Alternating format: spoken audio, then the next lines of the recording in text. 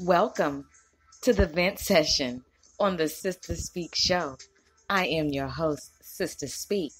The Sister Speak Show, where contemporary meets vision, sound, and action. A talk show for great minds that create, inspire, impact, and evolve. Sister, spiritual inspiration shared through the arts. Sister, spiritual inspiration shared through Ayana. Welcome to my first-time listeners, and welcome back to my faithful listeners. I appreciate you all. How's the weather wherever you're listening from? It's about 2,483 degrees. We're hanging in there. Everybody's okay. Yeah, we're making it.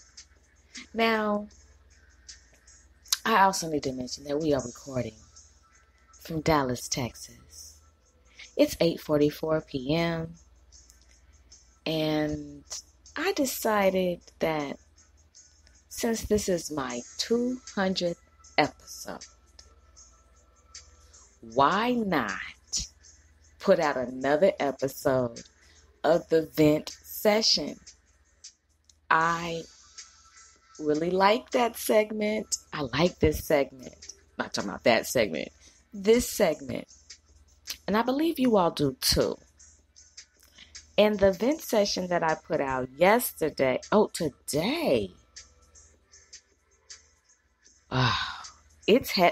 Wait, did I do? No, I didn't do the vent session today. That was yesterday. Look at me, I'm pumping them out. You all are going to hear a fan by me because I did mention that it was 2,000 degrees. However, the episode that I put out today, it's heavy, y'all. It's heavy, and I want you to check it out.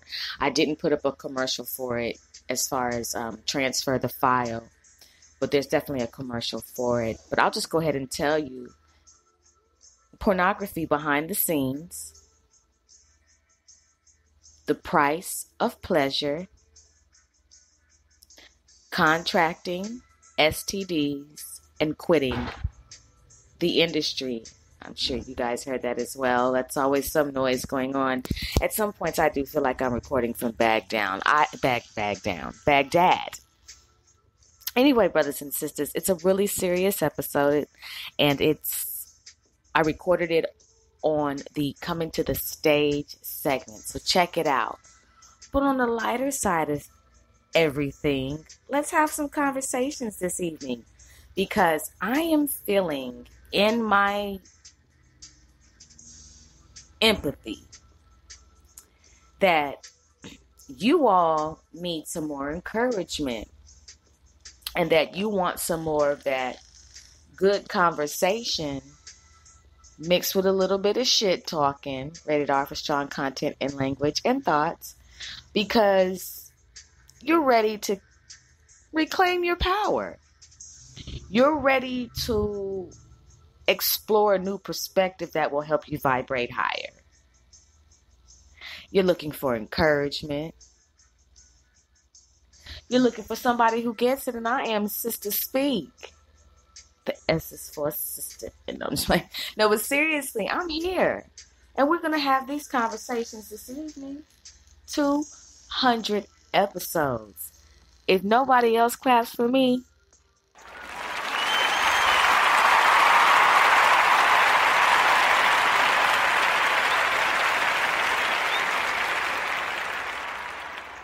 I like to thank everybody who voted for me, who believed in me, who knew I could do it.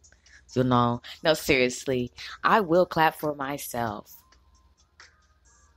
200 episodes in the grind, in the paint, interviewing amazing people, as well as presenting who I am to you all, being the host, Sister Speak.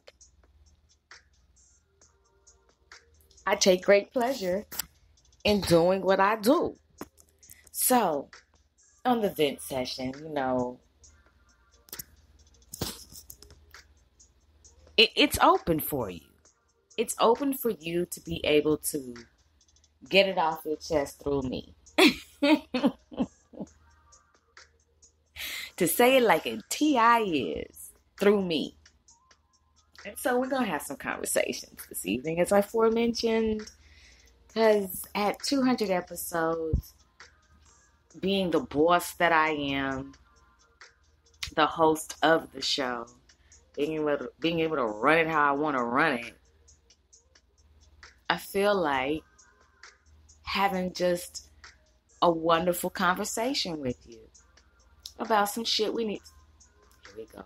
I want to drop these bombs a little later on in the conversation about some topics, matters of the hearts that we need to really converse about so you can be recharged for tomorrow. And I must tell you, it takes a lot to produce, to record, to research, and to then gas. That's a lot of energy. That's a lot of conversations. I don't need a co-host. I am the show. So, it takes a lot, especially when I'm scuba diving, especially when I'm speaking on topics that, could vex some people. But I don't care. I'm on an assignment. I'm going to say what I have to say.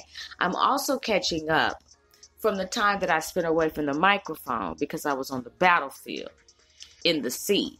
Okay? And now that I have made it to shore, I'm in Nineveh.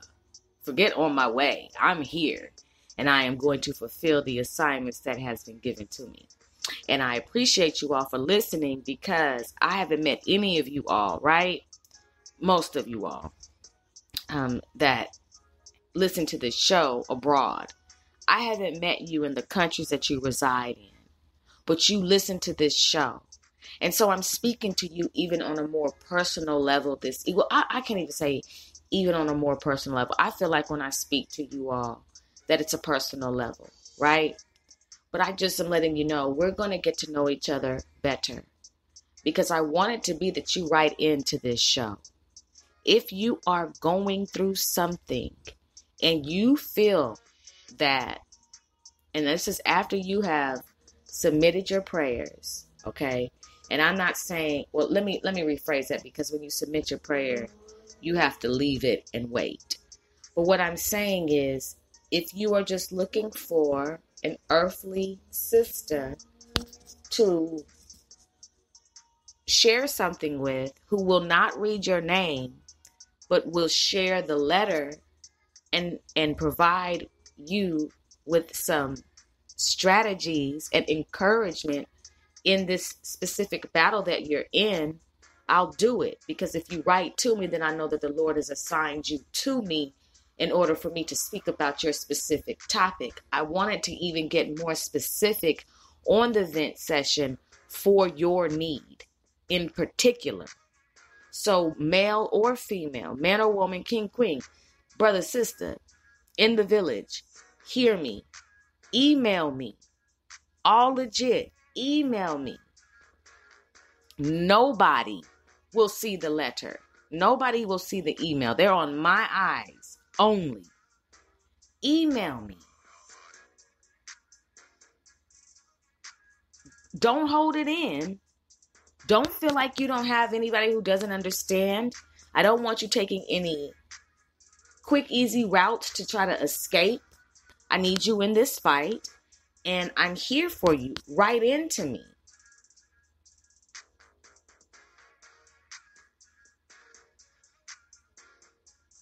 I'm a vessel. I'm just a resource. The source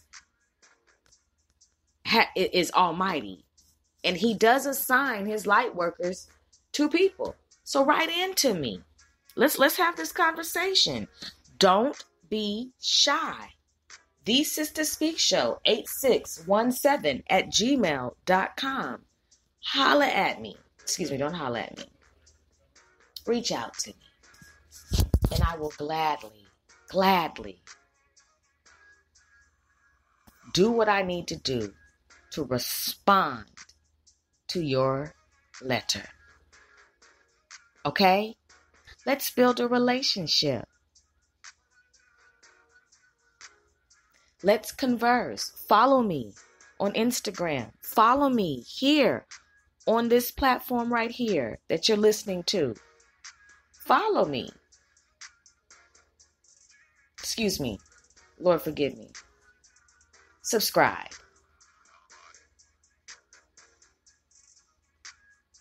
Okay? The seasons have changed and have shifted. So in that, out with the old, in with the new. Sometimes the friends or the support or the tribe that you are seeking within your tribe, they're not in your hometown. They're abroad. So tap into reaching out to the Sister Speak Show, to the event session. I got you. You want to send donations to support the Sister Speak Show? Cash App, Sister Speak, SISTASPEAK 76. Don't have that? Want to go to the PayPal route? The Sister Speak Show. Now let's get into it. Ooh, brothers and sisters.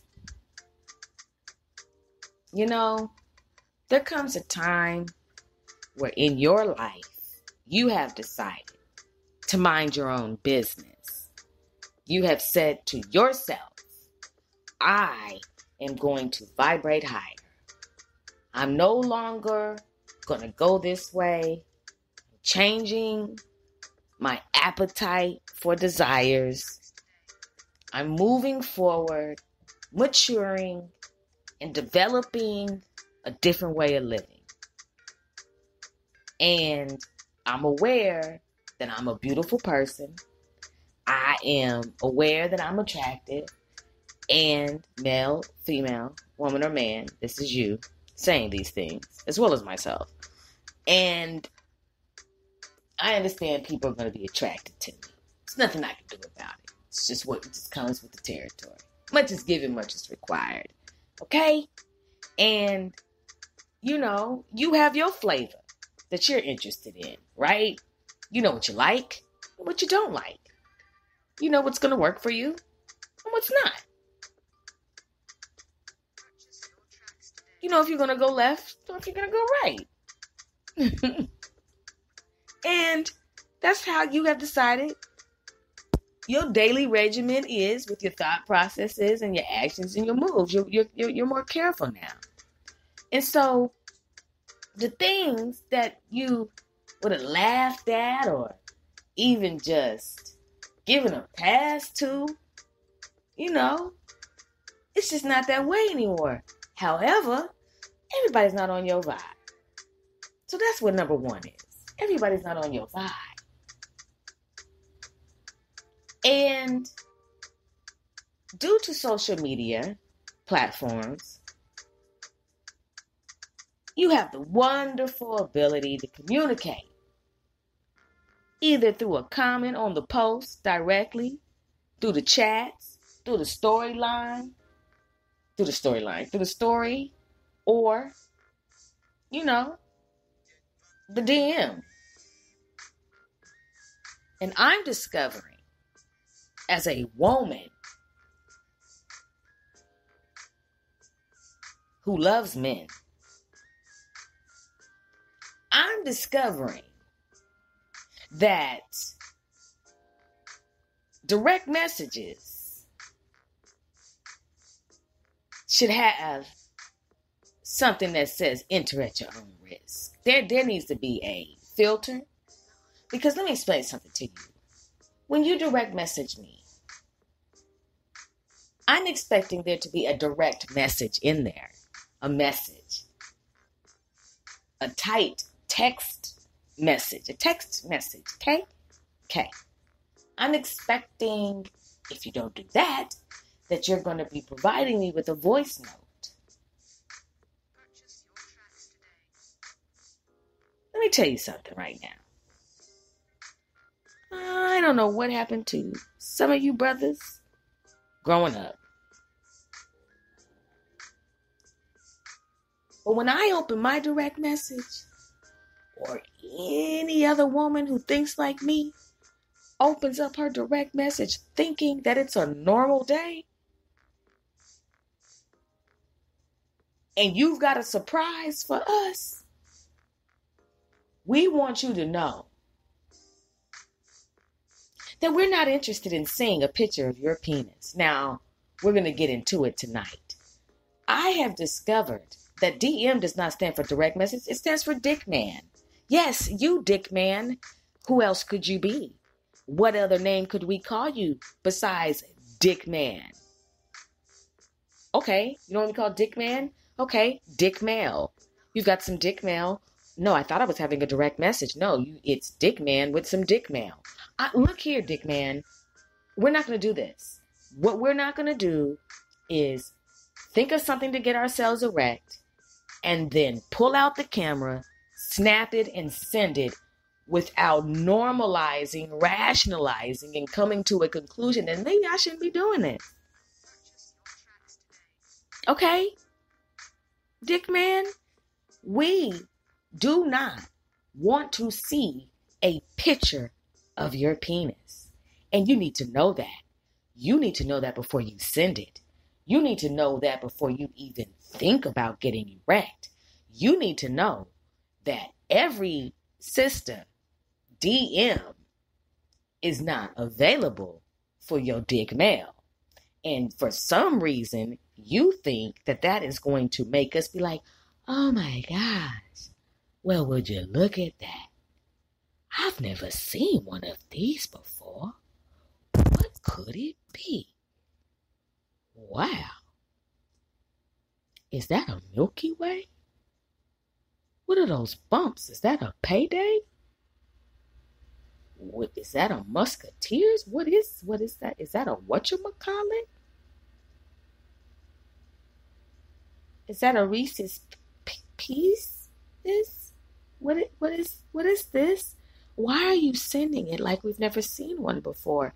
And we're not, I know me personally, I ain't trying to see one unless I got to see one.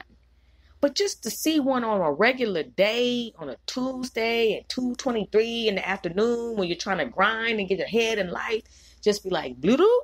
Oh, I got a direct message. Oh, okay, no, I don't. I have dick mail. Wait a minute. Who is this demon? Who sent you? We're not interested. You need to hear it from me. Yes, I'm speaking for every sister who has ever had to be violated. Your whole eyes was paralyzed. Like, oh my gosh. Like, hell no. What is it? Are you sending me this picture just in case you lose your dick? I know what it looks like. Or I have a picture. Like, do you have a picture of my dick? Because I lost it and I don't have no picture of it, so I deleted it, and I was just trying to see if you still had it. Excuse me, how did you lose it, first of all? And second of all, no, I don't still have it. Why would you think I did? Why would you think I would keep your DM on file? I'm just asking you. The moment I saw it, I threw up in my mouth. First of all, I got a cringy feeling that came over me. Second of all, I was disturbed. Third of all, and I had to call off work. Yeah, couldn't go into work today. Yeah, no, I'm serious. It ain't that serious. It is. And first of all, while we're on the phone, I was able to gather some resources for you because this has definitely got out of hand. And I need you to understand that there's some childhood trauma here.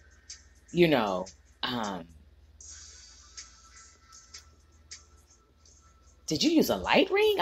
Never mind. I'm just saying, like, this right here is a violation. Because what you're saying, and this is a serious commentary right here. What you're saying is, look at me. And you're imposing your penis on people. And that shit ain't cool. It really ain't.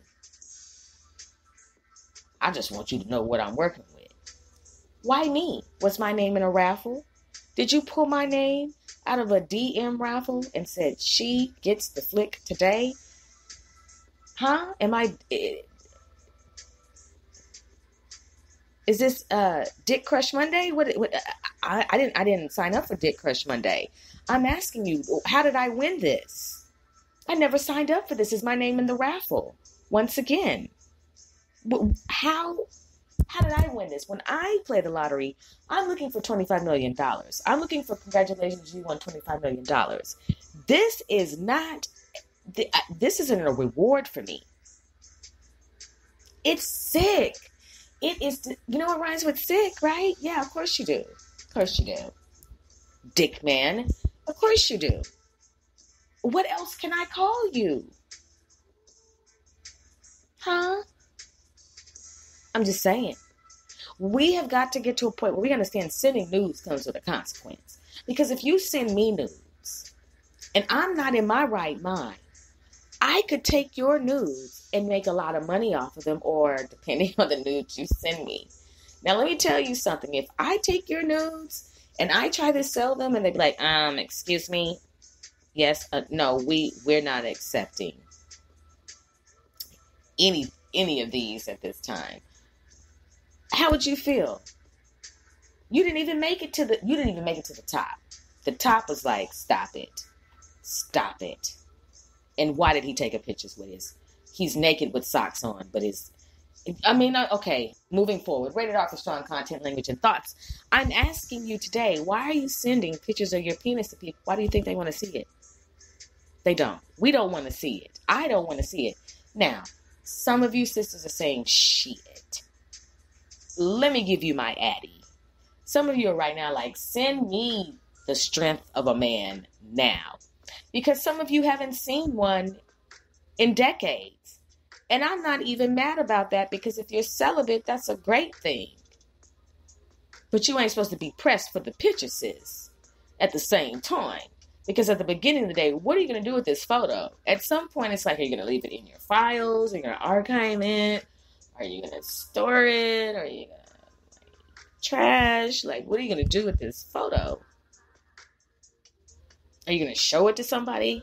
Because that's how I got grossed out. Somebody sent a penis pic, a dick pic, to this girl. Because I have to call her that, because what she did was childish. And I guess she wanted to prove to me that men be at her. Real insecure. So she wanted to prove that by showing me that somebody sent her a picture of his penis. And thought that I needed to see it. And I didn't. At all. And I was grossed the fuck out. It made me cringe. Because like I said, I don't want to see that until I need to see it. And then it's a beautiful thing, because it's a beautiful thing. But in the meantime, in between time, on a Tuesday at 2:23, when I get an alert that I have a DM, I'm not expecting dick mail. And neither is half of the country. Just letting you know. How many did you send this to? Did you hit select all? Did you hit select all? You hit select all. Who all is in your contacts? Ooh, I wasn't even thinking about that. I know you weren't DM. I know you weren't. Do you know that you just sent a pic of your penis to the bakery? To the pharmacy? Huh? Good thing they have a landline. But the rest of the people on this list, they've got a mobile phone. And it's sending right now. There's nothing you can do about it. You can't unsend it. You can't undo it. There's nothing you can do about it. No, this is really happening. No, the dick pic is really happening. Yeah. Sending. Sent. Shit. Delivered. Read. Ring. With your nasty ass. Don't nobody want to see your ashy ass dick. That's what's going to happen to you. And depending on the size. That's not funny. It's not funny. I'm not going to penis shame. But if you put yourself out there, I'm going to make a comment that is based on what I see. It ain't even hard. Sure it isn't. Rated R for strong content and language. The dick pic era. When is it gonna stop? Hey, look at me. Look what I can do. I can take a picture of my dick and send it to people. Is that what's going on? I'm just saying, I'm not impressed. Just make sure that when I am with you, that you're not the dick man. I will break up with you. I don't care how far in the relationship we are. I don't care how deep we are. I don't care if we really, really like each other.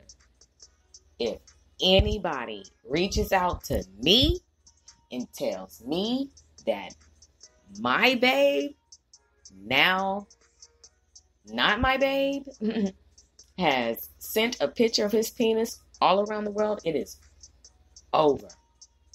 And they get to describe it, it's over. And then they resend and send, it's over. We're not going to counseling. I'm not just going to give it a few days. I'm not going to think about it. I don't want to be with you. I'm not walking outside and everybody be like, ooh, there go Dick Man. I'm not. You've got me fucked up. Like, hey, Mrs. Dick Man. No, excuse me? What? This is Dick Man. That's so disrespectful. What are you out here doing? Oh, nothing. They tripping. They crazy. They on that K2. That's not K2. Why are they calling you that? Look, as a matter of fact, I'm not leaving the house anymore with you. No, as a matter of fact, no, it's over. I'm not going to be in public with you anywhere, and then people be looking at you, or women be looking at you, giving you a wink and talking about, I'll call you later. Hey, Dick Man. All that shit, you can kiss my ass with that. I'm serious. Rated R for strong content and language. I thank you all for listening to the vent session so far. So far it is pretty much understood that DM stands for Dick Male and for Dick Man, and that over 99% of the women in this country don't want to see a picture of your penis erect or soft. They just don't. And on a real note, depending on what has ever happened to you in your life concerning a penis and how you were introduced to one, or whatever your relationship is with a penis, and just hear what I'm saying as a woman, okay? And whatever it is, some women have been traumatized by being flashed because they were flashed as a child. They were made to touch a penis as a child. And having to see a penis before you are ready to see one is traumatic. And some of that trauma could carry on to adulthood. And yes, you have to do the clearing and cleansing. That still doesn't mean we want to see a picture of your penis. At the beginning of the day, after all the energy clearing and after all the healing, the consensus still is we don't want to see that. We don't want that to be forced upon us. And we would like for you to stop thinking about us immediately. No, delete my contact. But seriously, you exposing yourself and then making me be a voyeur by force is disrespectful. And you should not force yourself upon somebody and make them become pseudo-aroused by that. It takes more than just a hard penis to make me move, to make me jump, to make me want to call you. Because,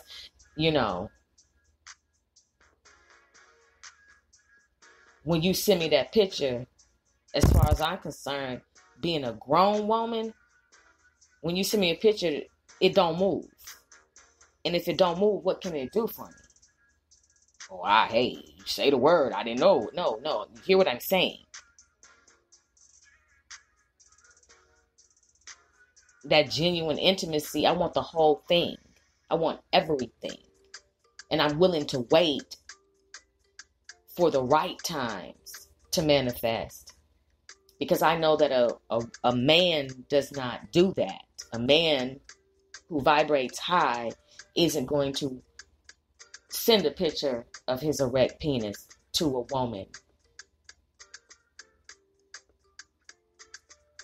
Well, what did she ask for? I'm just saying, I hear what you're saying, but what does she ask for? Did you hear the part where I said 99% of the women in this world don't want to see that shit?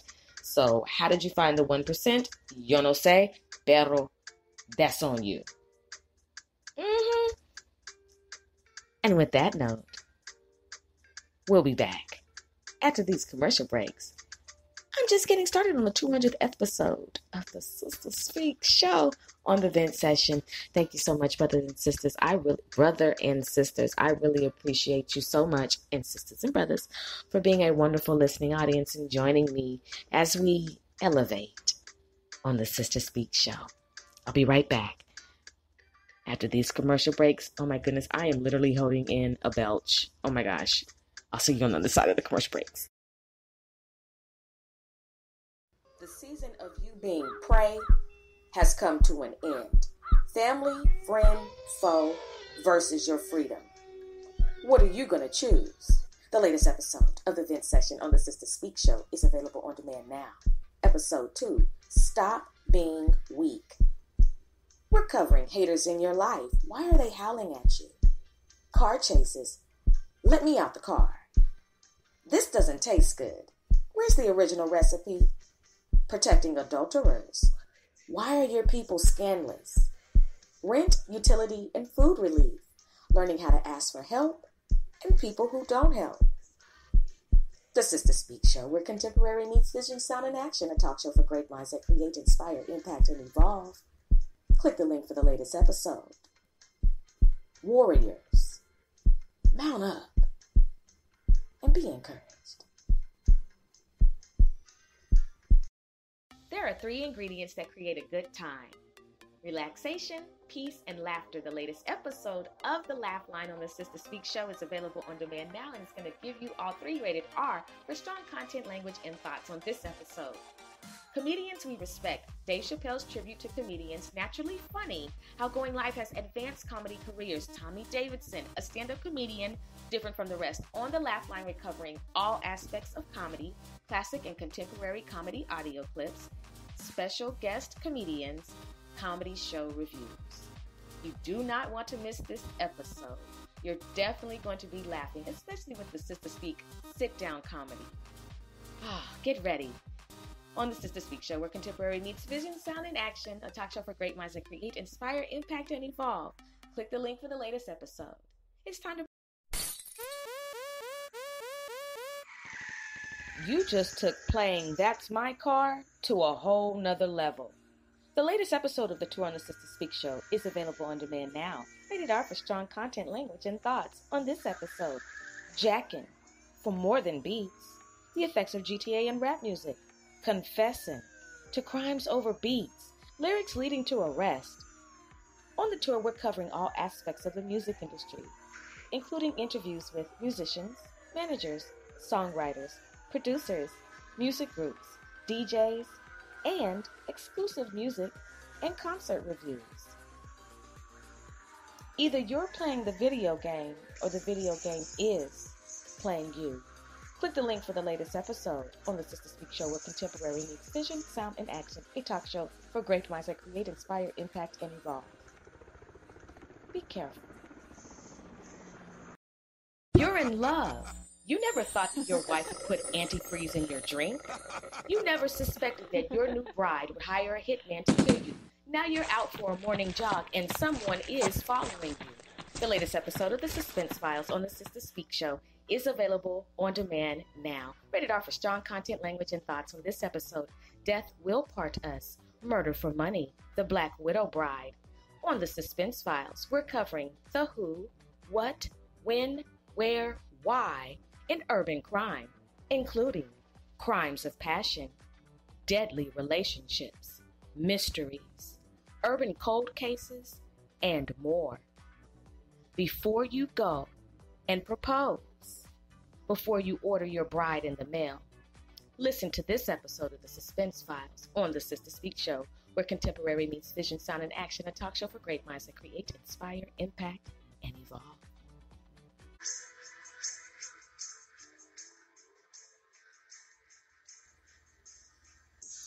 Welcome back. You are listening to The Vent Session on the Sister Speak Show. I'm your host, Sister Speak, recording from Dallas, Texas.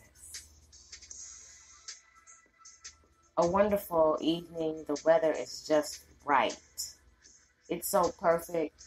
If you didn't have to wear clothes, I probably wouldn't. Just kidding. Just playing. Look at you. You all like, see, you want to send some pics yourself. No, I don't want to send any pics. But do we have a clear understanding about the dick pics, though? We do, don't we? We kind of understand, like, don't do it, don't send it, not interested in it. And you won't be getting any requests from me. I'm not that freaky. I'm just not. There's a level of library in me.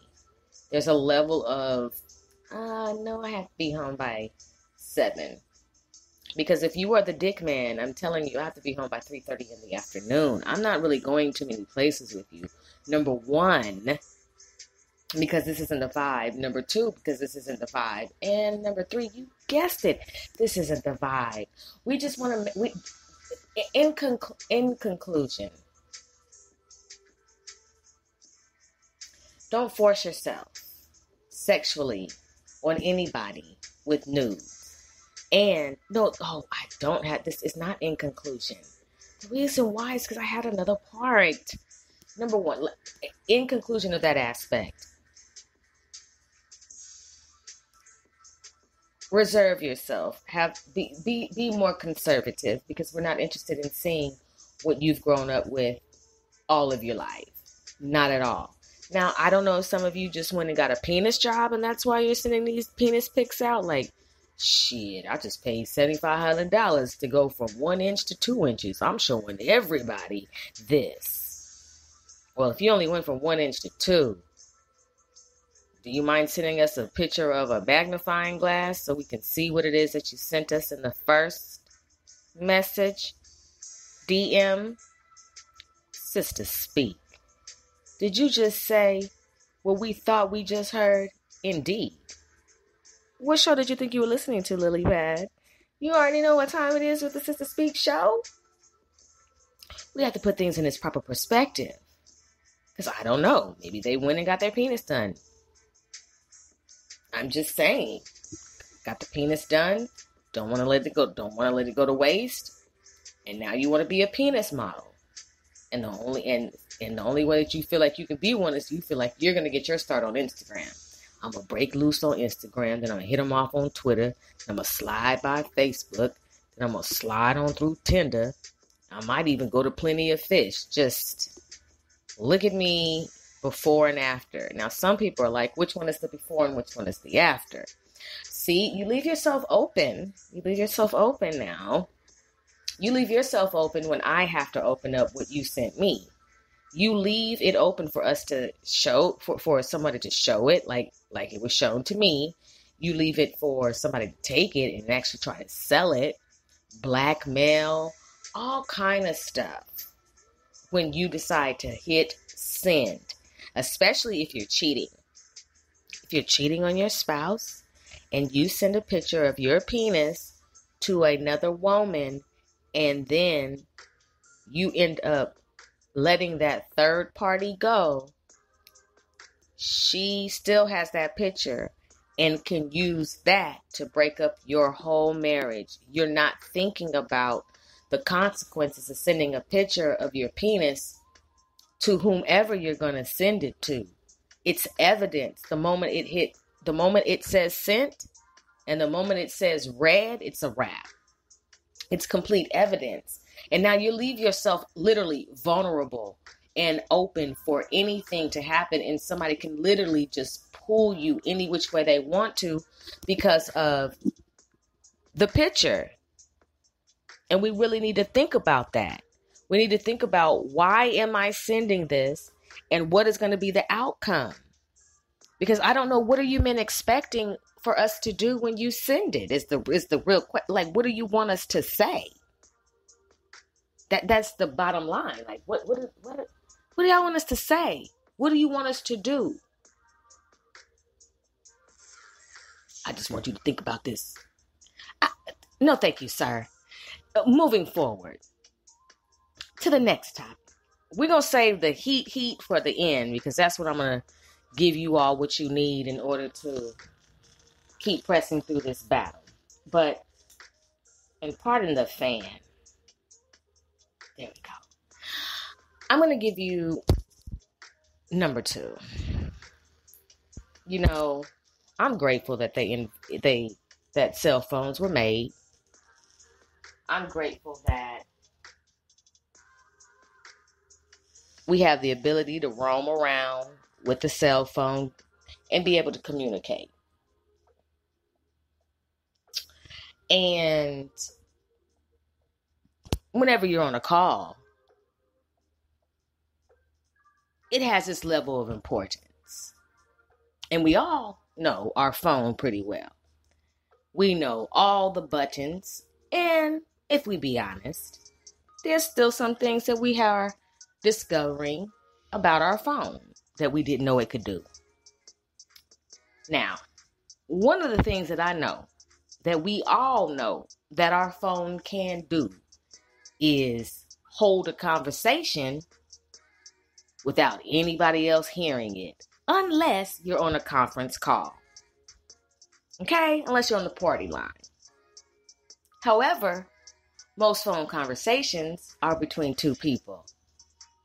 And being able to have a hand that can actually have activity to hold it up to your ear for the conversation is a blessing. And to have a private phone call is a blessing. You don't want people in your business, supposedly. But for some reason, in our specific village, some people have missed phone call etiquette and orientation. What do you mean, Sister Speak? Some people missed the class. What class? Maybe I might have missed it. Maybe you did. The class where we sit down and we discuss how to have a phone conversation in public. Yeah, you weren't there for that one. Oh, well, guess what? This is what you would consider an audio cliff note of how you are to conduct yourself and have a phone call in public. What you getting at, Sister Speak? Because I feel something coming. I feel like you building us up to say what it is. Oh, I'm going to say it. Just like the people in public do. Out loud. Is there any way that when you're out in public that you could take that phone call off a speaker, please? We're going to talk about it right now. How many hands did you see in the air voting to hear your phone call? You didn't see not a nail one. Not a nail one. You saw no hands in the air saying, we want to hear the shit. We want to hear the phone call. We want to hear all of it. Yeah, we want to hear it. Yeah, we don't have anything else to do besides hear our own thoughts. So yeah, we'll just put our thoughts on pause and get all in your phone conversation since you wanted to be on speaker. We don't want to hear any of your conversation. And I am speaking for, I know, at least 99.9% of the human population. We need you to take that shit off a speaker. Ahora. ¿Qué? Ahora. No teléfono. You can have all the telephone you want. But what you don't need to do is have us in the movie with you. We didn't get a script. What are we supposed to say? What are we supposed to do? Are we extras in your phone call? Are we getting paid for this phone call? These are the extras that will be in the phone call. What the hell is this about? We don't need to hear you arguing. We don't need to hear you in love. We don't need to hear you in learn. We don't need to hear you talking about anything. What y'all want from the store? Are you talking to us or to the? We didn't know because you're so loud, and we're just. What y'all want from the store? I'm in the store, and I Thank you. I didn't know you were going to pay it forward. I ain't talking to you. Well, who are you talking to? Because at this point, the whole store is quiet listening. You've shut everything down. You came in and dominated the atmosphere with your phone call on speaker. You can talk all you want to. You can stay on the phone all day long. I don't care what your data plan is. But what my data plan is not to listen to your data plan. I have a data plan that does not listen to your data plan. We don't need to hear it. We don't need to hear it in the store, the bathroom. We don't need to hear it at the club. We don't need to hear it at the mall. We don't need to hear it in the parking lot, the beauty supply store, the barbershop, the beauty salon. We don't need to hear it. Anywhere in public you are with your phone and you decide to have a conversation, the rules of the village are take that shit off speaker. The rules of the village are get you an earpiece or get you, if you can't do the wireless, get you the old school. Like the one I'm on right now that keeps bumping through most of my episodes. When y'all be hearing my microphone bump, and it just is what it is. But let's just be real. We don't want to hear it. And another thing, this is on a personal note. When I was working in customer service, why do you think I need to see your FaceTime? I don't know them. They don't know me. Coming up to my line, putting your phone down. Now all I see is a ceiling fan and a piece of a bang. I don't need to see your FaceTime. We don't need to see your FaceTime. We don't need to see that you're on FaceTime. That's just some rules, just a little bit of phone etiquette to push you through the day with your loud self on speaker, letting everybody know what the play is in that moment. Where y'all niggas at? Well, I guess we're all going to find out where they're at. What time you want me to pull up? 8:30. I wasn't talking to you. Once again, I'm sorry. It's just the speaker. It's just like, is your speaker part megaphone? I'm just asking, did your phone eat a extra microphone? Is your phone on microphone roids? What is this? Because we can hear it and we don't need to hear it. Please keep your conversations to yourself. That's all we're asking. You can go on about your day. But I can't mind my business if I can hear your business. That's just how that goes, brothers and sisters. Do you agree? I know you do. I know you do. Okay. Now, part 2. This is going to have to be a feature because you're getting to know more about me. And you're probably discovering some things about yourself. I call it the clutch. The clutch, meaning things you need to know that you could never, ever, ever count on me for. And I feel if you know these up front, then you won't be bamboozled by when shit hits the fan and I'm nowhere to be found. So I feel like if I tell you this in advance, then you have a better understanding of what it's going to really be like when we go out together. So you don't, feel like you need to pop off. Well, number one, you won't be able to because I won't be there when anything pops off for the clutch. There's just certain clutches that I can't do. And I'm sure you're discovering there's certain things about yourself that people cannot count on you for at all. Don't even look this way. Do we have any volunteers? Don't even scan this way. I'm not even here. I will do the mannequin on you. You will think we're playing freeze tag.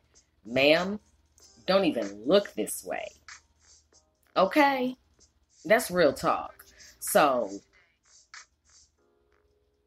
that's what the clutch job is. It's letting your boss know, thank you for hiring me, but there's some things you need to know about me so you won't write me up. So you kind of like won't look at my work performance as being a reflection on who I am in spirit and truth, because I'm just letting you know that there's just certain things that I just possess the ability or gift to do, but I do need this job. Okay. But also I'm willing to quit at the drop of a dime. I don't care if I've only been here for 15 minutes. If this is shaky and there's too many clutches you're asking for me to come in and be in, I'm going to have to walk away. No, I'll be back. Never. I'm not coming back. So that's what the clutch job is. It's letting your boss know what it really is. They have their idea of what your work performance is going to be. And you know what and you, it's not even your idea, it's what it is. You already know what you're bringing to the table. And you try to be clear and concise in the interview so there's no misunderstandings. But sometimes the bosses, they forget what your clutches are not. So, number one, I'm just letting you know from the rip. If I work at a zoo, first of all, why am I working at a zoo? I love animals. But if I'm working at a zoo, you need to understand there's certain things that I will not be doing at all. If I am working as one of the animal handlers, understand that I am strictly there for the pay, and I have a strategy to make it look like that I'm working, but I have not done shit. You know why? Because you want me to clean shit. You think because Kathy didn't come in and Jacob is out with Corona, that leaves me. And that's how I know you went to a public school or something to that nature, because there's no way that you could even put me in the equation. I don't know how you came up with this word problem, but I'm not in it. No, this word problem goes, Kathy and Jacob didn't show up to work. Therefore, the animal cage isn't going to get clean. How many animal cages do you think are not going to get cleaned today? All of them. Because Sister Speak has never been your girl when it comes to shit. I have a history. People know this about me. I don't do shit of any level. I don't do scat, which is bear shit, animal shit. I don't do human scat. I don't do none of that. I don't do baby scat. I don't do none of that. Now, let me explain something to you. Certain situations are certain situations, but I avoid them at all costs. Like, I really try to be the last one that people see when they need me. So, you're not looking at me thinking I'm going to clean all of the cages. You want me to clean the cages when? At feeding time. So they can eat and shit, and there's more shit for me to clean up than the shit that's already here. You're asking me to clean up the rhinoceros cage, the gorillas, the giraffes, the bears. You're asking me to then go put on some scuba gear and go get the whale shit at the bottom of the pool. I'm not doing it. I understand that I'm a part of this zoo community and I'm supposed to do my part when other parts can't be done. But what I'm trying to let you know that the only part is the one in my hair right here with this. Yeah, no, I'm serious. Okay, well now the only part is I'm going to have to part ways from this job, because what I'm not going to do is fill in for Kathy and Jacob. Kathy and Jacob have a relationship with animals that I don't have. They have a fear. Well, actually, they don't have a fear. My bad, I'm projecting. I have a fear, and that's all that matters. Sir, I can't. Who's going to clean up my throw up as I clean up all these animal cages? I can't. Hold your breath. We have 5 gorillas. What do you mean, hold my breath? So it's okay for me to clean up with my scuba gear on because I have it in the car. If that's what you're asking me to do, since you want me to go to the bottom of the pool and get the whale shit. First of all, why is the whale in the pool? Anyway, we're doing too much at this zoo in the first place. Okay, I can understand one gorilla, I can understand one giraffe and one bear. Boom, 3 cages. Thank you, families, for coming out. Nice of you to come support our very little zoo community. We're not trying to do too much here. We just got 3 animals. That's all you need to see. The rest of it you can catch on Discovery Channel, possibly on National Geographic. If you're really trying to get some action, you can actually catch you a safari. But we just have 3 animals. That's the zoo that I'm trying to work at. I'm not trying to work at a real zoo, like with all the O's. I'm just trying to work at a zoo. I'm not really trying to work at a zoo. So you mean to tell me that I signed up for a zoo and not a zoo? Because you know what rhymes with zoo, right? No. That's why I was, okay. I'm just telling you, I'm not going to be able to do it. Well, why do we have so many animals is the first question. The second question is, don't you think that we should hire, as, however many animals we should have that many people? I don't understand why we have 3 people and 300 animals. It should be 3 animals and 300 people, if anything. That way I know for sure I wouldn't even be having this conversation with you, because you wouldn't even find me. I'd be so way off in the zoo that you wouldn't even know that I came into work today if I didn't clock in. Have you seen Sister Speak? I think she's well, last time Kathy and I saw her, we were cleaning the animal shit since yesterday. Nobody cleaned them, and we think we saw her by the concession stand. The what? The concession stand. Oh, okay. Well, when you see her, tell her I'm looking for her, and I want to see her now. No problem. Kathy and I will definitely make sure that we let her know that she's in trouble. That's what we live for at this job. Doing our job and making other people's jobs harder. That's all I'm saying. You ain't going to be able to find me in that clutch. I'm letting you know that right now. You're going to fire me. Number 2.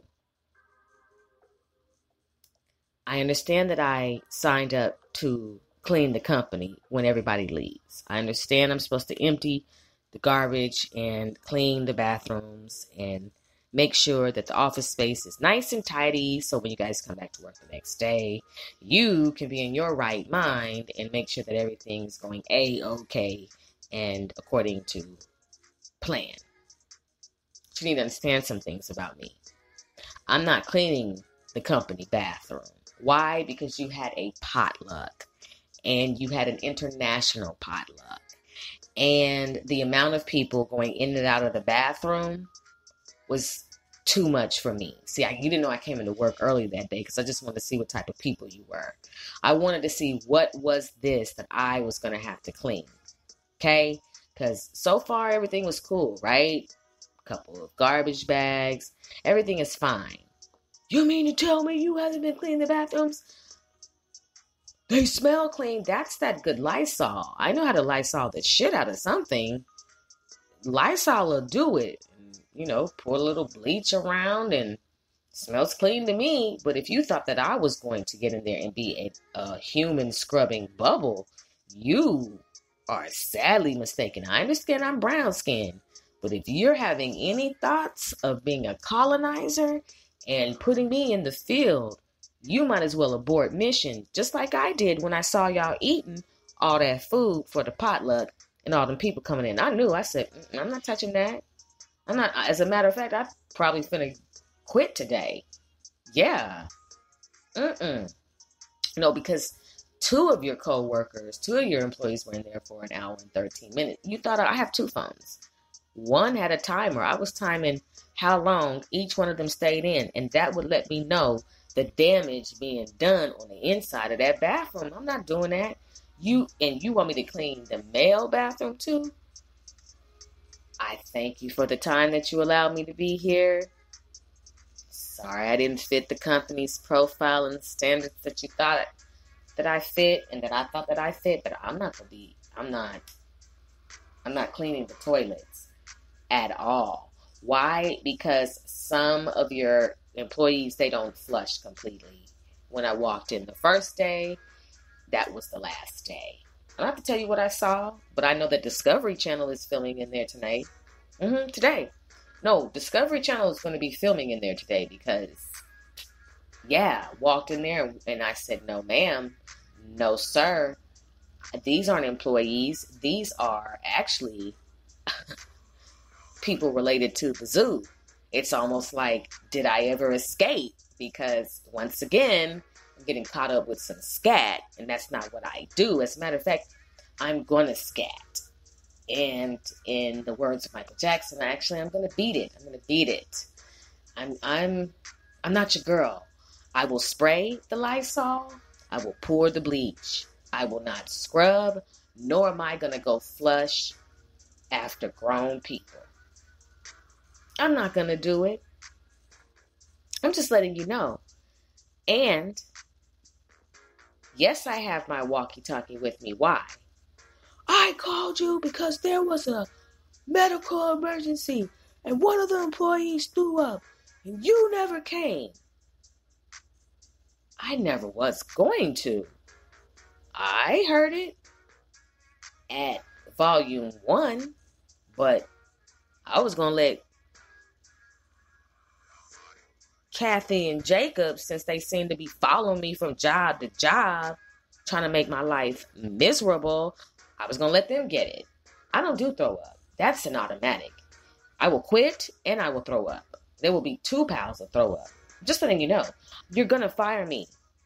First of all, you're going to have to come look for me. And then you're going to be disgusted at the horrible job that I did not do. Just keeping it 100. Third job that you will never be able to count on me in the clutch in. Some of these jobs is like, why are you even applying? Because I thought I could do it. I did. At the time, I needed the money. And I thought I could do it. Pest control. Yes.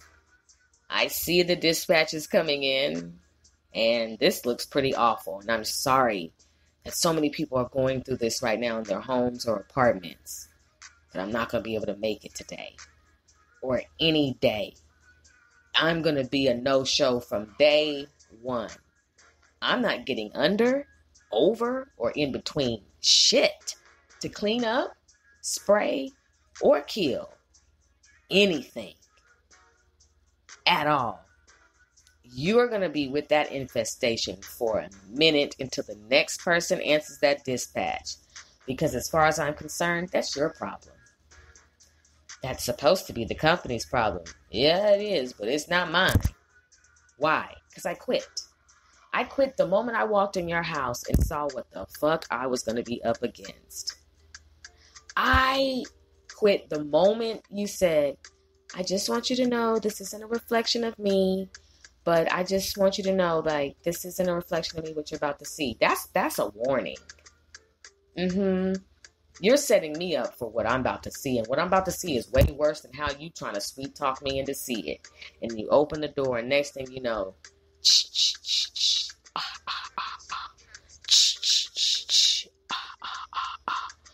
Ma'am, are you from the Addams family? Are you Morticia? What, ma'am, you've been known about this. No, this is not something that just happened, ma'am. These are spider webs from the 1700s. The spider webs have dust on them. These spiders are dusty. These are old ass spiders. Is that a fossil? Ma'am, you've been had this infestation. I know you don't think that I'm about to come in here and try to combat this. I'm sorry, no. Only thing that can kill this is a dinosaur. And we don't have any. We don't have any dinosaurs. All of our dinosaurs are out for the day. I'm not going to be able to do it. Sister Speak, you got a horrible review. They said your customer service was piss poor. Good. That means that I drove home the message and they understood that I was not finna kill shit in their house. You're fired. Praise the Lord. Thank you so much. Maybe Jacob or Katie can go in there with the dusty ass bugs and clean up that room that woman said she don't know how it happened like this. Trying to sweet talk me into death. I don't think so. The fourth job that you cannot count on me in the clutch in, for sure. I'm talking about if you want your children to make it in life and if you want your school district to be successful, I'm not the math teacher for you. If you're looking for your children or your students to advance in math, not under my watch. I'm just letting you know this shit is not going to happen. Now, I can probably teach preschool math. That's simple. But if you're asking anything from 1st to 12th grade, I'm not going to be able to do that for you. Are you serious, Sister Speak? I'm serious. If you're relying on me to lead 30 students to the promised land of being well learned and versed in math, we will fail. We will be taken over by all of the enemies and all of the camps that are along the way to this promised land that you call math. I'm not going to be able to do it. The test scores are going to be low. The test scores are going to be horrific. The test scores are going to make the news. It's going to be so bad if you leave me in the position of being your students or your kid's math teacher that the governor is going to visit the school. No, the Department of Education is going to come to the school and they're going to want to talk to me about some things. They're going to be like, how in the world did you get here? And I'm going to be like, look, they were looking for a math teacher. Couldn't find anybody. And it was what it was. You know how it is. Y'all just at the school district, y'all fill in spots like it's nothing. You don't care if I'm an English teacher, but there's no spots and now you're throwing me into the math position. I told you at the beginning, when I looked at the principal in the face, I said, it is what it is. But what exactly does that mean? It is what it is. Like, I'm warning you now, like it is what it is. It's going to be the response. It's going to be a select all response for all of the meetings that I already know you're going to have with me about the failure of these students and how it is deplorable that someone could allow so many students to fall by the wayside. I'm going to say you're right. It is. And that's all you have to say? You don't have anything else to say for yourself? I told you in the beginning that if you are asking me to teach trigonometry, algebra 1, 2, 3, 4, or 5, if you're asking me to do any of that, geometry or any of that these students are going to be in a horrible position. They are going to be failures under my watch if you're asking me to teach math. I'm not going to sit at that board and even fake the funk with these children and have these children look me in my eyes and say, you don't know the answer, do you? I'm not finna do that because you know what's going to happen? I'm going to look them in the eyes and say, you damn right I don't know the answer. Do you? We both in the same boat. As a matter of fact, I'm going to enroll in the math class. No, I don't want to be a teacher anymore. I want to be a student. I need to figure this out too. You're too old to be a student. That hurts my soul and my heart because there are people who are 80 who are getting their GED to this day. Do not discriminate against me. Just don't count on me in the clutch for math. Because if you're asking me to teach the students 5 plus 5, I'm going to tell them it's 55. You wouldn't. I already did. That's why we're in here. Is that why they put 44 was the answer for 4 plus 4? You got it. Keep going. And is that why 3 plus 3 is 33? And bingo was his name. Well, you know what? I see why you're principal. You should be the math teacher. I'm just saying. This is disgraceful. It is. It is. Now, can I go, please? Because it is my lunchtime, and you only give us 25 minutes. You're fired. Thank you. Thank you so much. That's the kindest thing anybody has said to me all day. I appreciate you. You know who can teach the math? Kathy and Jacob can. Who's Kathy and Jacob? Oh, they're in human resources right now, filling out the application, trying to stalk me, but I'm one up on them. They'll be here, and either one of them can teach math and lead these children to victory. Because as far as I'm concerned, Fair East Side, by my side will stand, do, do, do, pray thy name, praise thy name, praise thy name. You're going to need Joe Clark to come in here and help this school at this point in time. I know I don't know all the words. I don't need to know all the words. You sing Lean on Me. That's what this school is going to need to do. It's going to lean on me. Not on me, another me, like a Joe Clark me. Because at this point, the students are running the school. Yes, I am a part of the reason why this school is going down and going down fast, which is why I'm going to this next job, which I'm definitely going to quit the same day. Corrections officer. Check this in. You cannot count on me in the clutch as a corrections officer to do anything related to getting the prisoners in shape. I'm not walking them anywhere. I'm not breaking up any fights. I'm not going into the jail cell to check to see if everything is okay.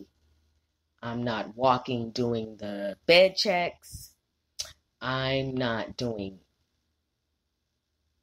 any of those things. They're not even going to know I work there. No, see, a corrections officer does the correct thing in life. And the correct thing in life is to not get involved in shit that ain't got nothing to do with you or shit that looks like it's going to overpower you. And I am not able to go into any prison and be a correction officer and hold down the fort. You're asking me to walk the Night Stalker to where again? I'm not. No, you did not read my resume. Do you see how many jobs like that I've walked away from because of the bullshit that the boss was asking me to do? Now, I've heard of some bullshit. They even asked me to clean up some bullshit. Why they had a bull at the zoo, I don't know. They had 300 animals. Kathy and Jacob wasn't there, and I just couldn't do it. But let me explain something to you. I'm not walking the Night Stalker anywhere. Why is that? First of all, he's dead. You all executed him. So, if you're asking me to go walk Richard Ramirez, aka the Night Stalker, anywhere, I really can't do it because he's dead. And if he's not dead, there's another Night Stalker. There's more than one. I watch a lot of Dateline. What do you mean? There's more than one? We have 5 of them here. This is maximum security. I get it. Okay. Well, actually, it's kind of a mixed facility. What do you mean? Because with me being here, it's minimum security now. It's just time. Sister, speak. The prisoners have escaped. We need you to go look for them. You don't remember in the Bible when the angels came and freed the prisoners because it was biblical and the Lord had let that happen? I feel like that was biblical when it happened, and we are the witness to a miracle. There is no way I am going to stop a miracle that has just occurred. If they escaped, that's the will of the Lord at this point. Take out the German Shepherd and find him now. I'm not taking out that wolf. Anywhere, it's not a wolf, it's a German Shepherd. And he doesn't bite. The wolf has fangs like a crocodile.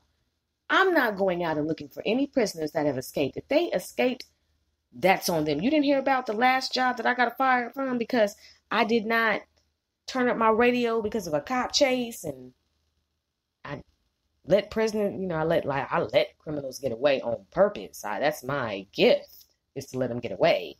And you're trying to tell me not to exercise my gift, and I can't do it. I need you to walk Jason Voorhees to the lunchroom. Jason is going to fast as long as I'm here. Jason is going to lose a lot of weight starting today. I'm not walking Jason Voorhees anywhere. Sister, speak. I need you to go get Michael Myers and take him to the doctor's office. Now. Michael is getting ready to die. Today. No, you need to call his mother Father and whoever belongs to him, and let them know that Michael is getting ready to perish right now. I'm not walking anybody anywhere. I'm not breaking up your fights. I'm not bringing the food. I will be of no assistance to you all. I'm here strictly for the pay, and that is it.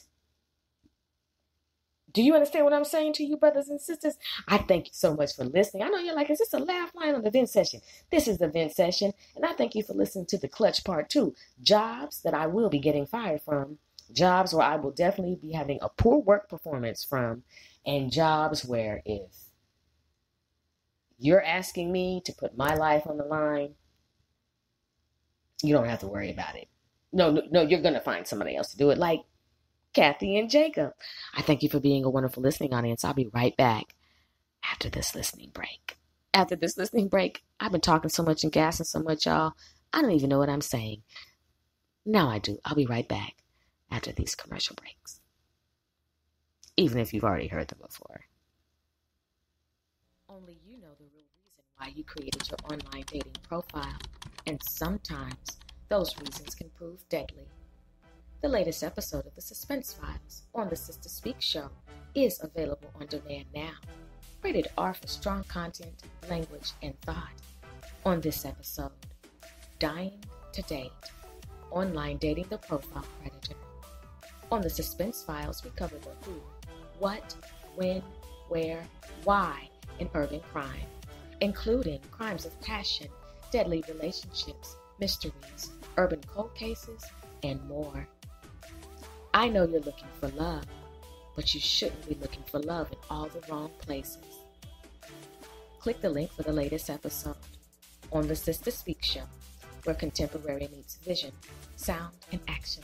A talk show for great minds that create, inspire, impact, and evolve. Be careful.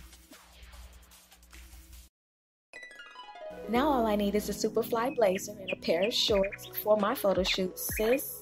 Have you made any progress? Everything has to be fly. I'm a professional stylist for a reason, sis. I found these 2 pieces from KK Lachey. They're perfect for your photo shoot. Sitting pics now. Oh, these are lit. Book the look, sis. I ordered the outfit already, sis. Your photo shoot is going to be epic. The summer sale at KK Lachey is going on now. With these looks and more in stock, you're guaranteed to find the look that you need, whether it's for a photo shoot or a day or night out. Shop kklachey.com and get ready. The look, the feel, the vibe. kklachey.com.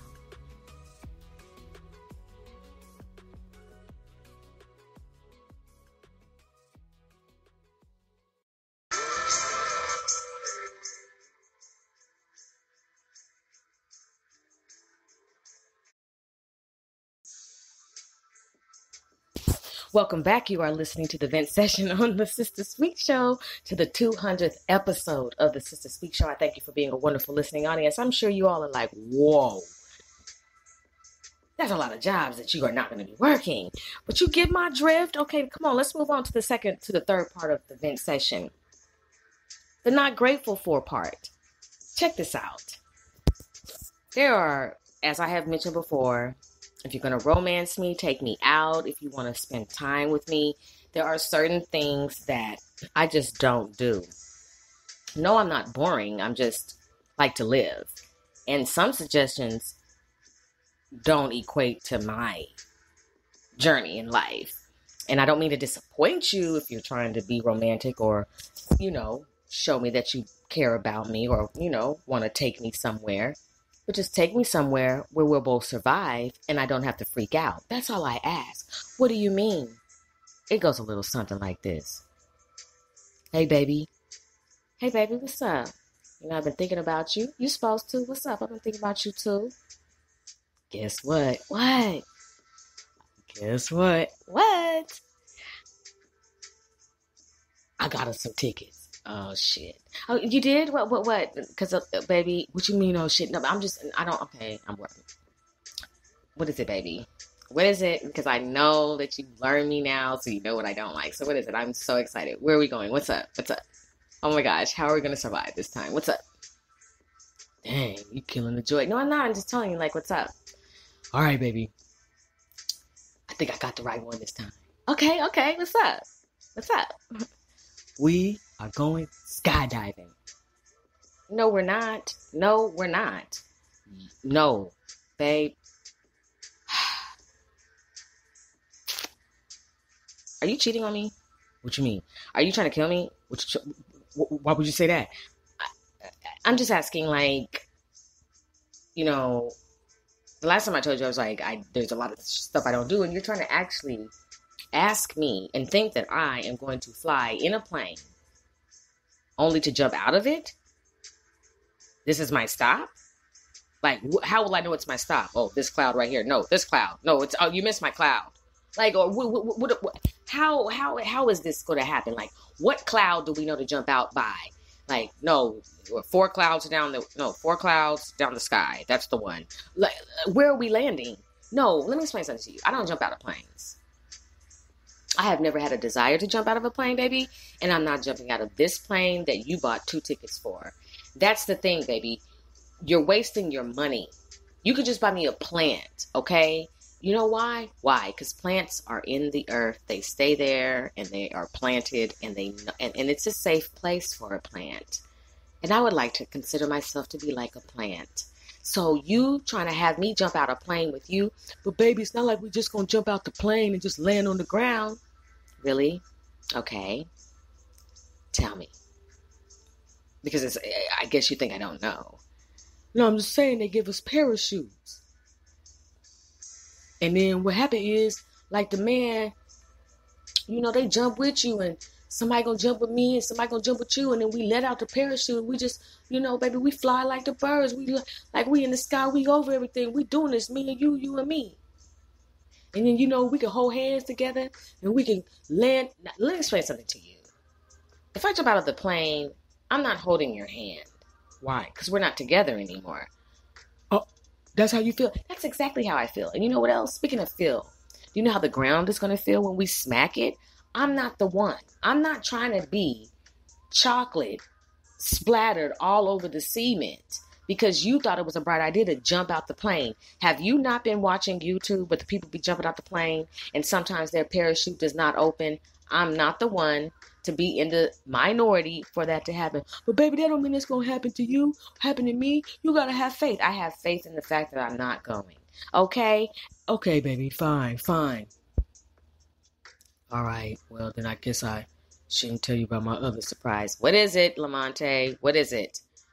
Dang, why you got to call me by my whole name? What is it, Monte? All right, that's a little better. All right. Okay, so I know how you feel out being in that air. You don't want to jump out the plane.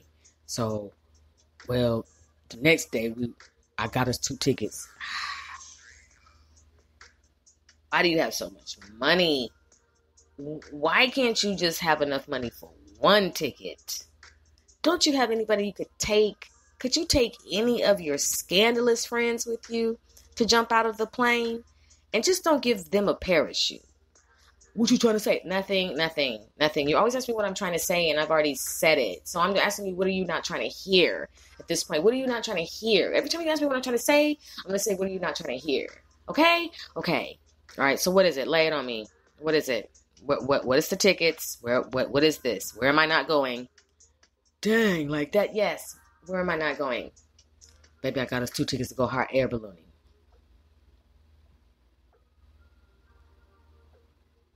Why you so quiet? Babe, what's wrong? Babe, why you look like you finna cry? Because at this point,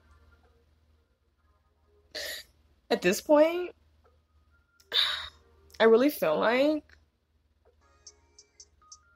you don't love me. And I feel like you aren't listening, like when I tell you how I feel. And I just feel hurt by the fact that you want me to jump out of a plane and you want me to feed alligators, and I just feel like if you really cared about me, you would keep me on the ground But you're always trying to take me and do some bullshit that I don't want to do. And this is becoming too much for me, and I'm overwhelmed. And I just feel like you don't care. Babe, I ain't never seen you cry like a white girl before. Excuse me? What? What do you mean? I'm not crying like a white girl. Babe, you really are. How would you know what a white girl sounds like when she cries? I watch YouTube. Have you seen the Karens? I am not a Karen, and I'm really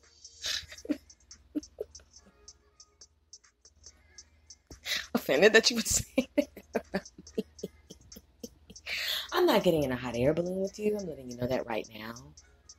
I'm not going to get in a basket. The only shit that comes in a basket is picnic food, chicken tenders, bread, goodies. And I am not getting in a hot air balloon. You didn't see the part where the hot air balloon lost its way and wasn't landing? And when it finally did land, it was all bad. I don't do hot air balloons. I have no desire to be a balloon or to feel what it feels like to be a balloon. I've never heard a balloon say, people don't understand what it feels like to be a balloon. I just wish people could just be a balloon for one day. And it's like somebody heard the balloon talking or something was like, I'll save you. I'll help you. I'll let people hear you. They'll know what you feel like to be a balloon. I'll make a hot air balloon. And people will get in it, and they'll go around, and they'll fly, and then they'll know what it feels like. No, hell no, I'm not getting no hot air balloon. And the other thing that I am not grateful for is this. Babe, I've been thinking. Great. That's a great way to start off the conversation. That's the last thing I want to hear from you. Dang, babe, you hella mean. Thank you. I decided that I would get 2 tickets for what? Monte. For what? Babe, guess what? Guess where we going? Where? Where are we going, Monte? Where? Could you just say it nice? I can. Let me hold on. Testing 1, 2, 3. You gotta do all that? Yes, I do. Where are we going, babe? I like how that sounds. It was fake, though. I know. We are going to space. Jam? No, to space. Mountain? Space. Golf course? Nah, baby, we finna get in a rocket and we about to really go to space. Babe. At this point, I gotta call you bro. And you already know how this goes. Bro, I'm never going to space. Ever. I'm not curious about near one of them planets. At all. What it is what it is. I believe there are some places in life, babe, bro, that we are not supposed to be entering into. And I have never in my life, in all of my life, ever wanted to go and visit any planet. Not Saturn, Uranus, Neptune, Venus, Pluto, Mars, Moon, Sun. I hope I named them all. If I didn't, oh well. I don't want to go to any of them. Babe, you don't want to go? We're just going to Mars. You say it like it's around the corner. It takes 900 years to get to Mars. We'll be dead before we ever get to Mars. Baby, don't take that long. In my life, it does, because I'm going to die and come back several times if you think I'm going to get my ass in any rocket in orbit and shoot straight up into the air. That's not my desire. Babe, so you ain't finna go with me to Mars? No, I'm not. Take one of your friends with you that's skinless to Mars without a NASA outfit. Oh, bruh, they didn't have no more outfits. It's cool, cuz I'm just gonna sit right here. And the last thing that I will never be appreciative of is if you come to me and say, babe, I've been thinking, I really feel like we should bond. And I feel like ain't no better way for us to bond. Uh-huh.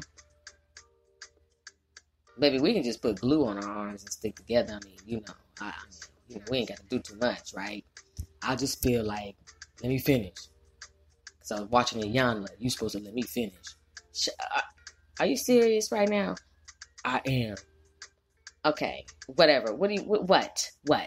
What is it? I've been thinking that we need a bond, and I was feeling like if we go to, do something that's safe, where there's a lot of people around, you know what I'm saying, but still, kind of little dangerous, but nothing too dangerous, right?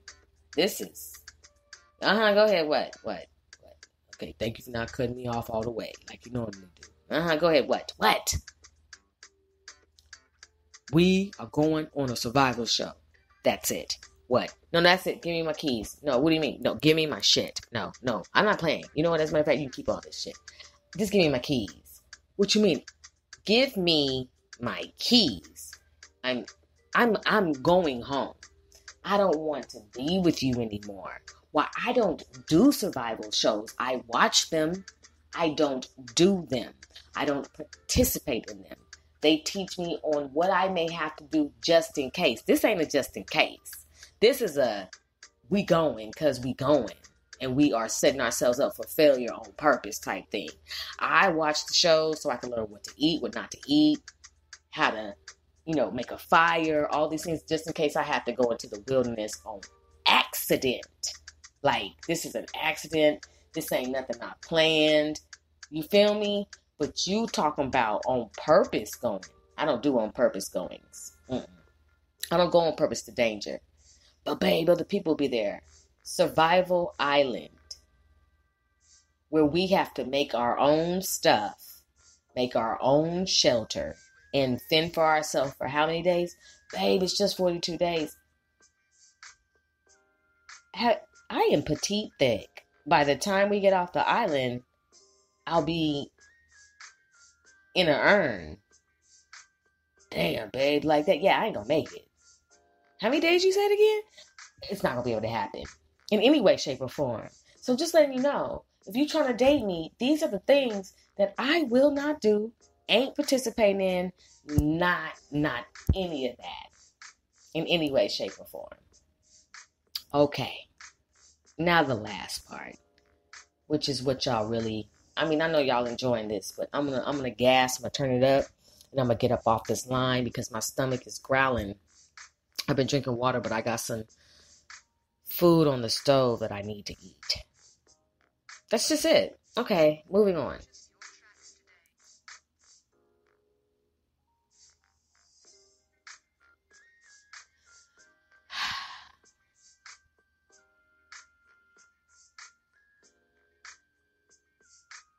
It's bringing my energy to, just getting my energy ready. Taking my deep breaths so I can get in these trenches with you.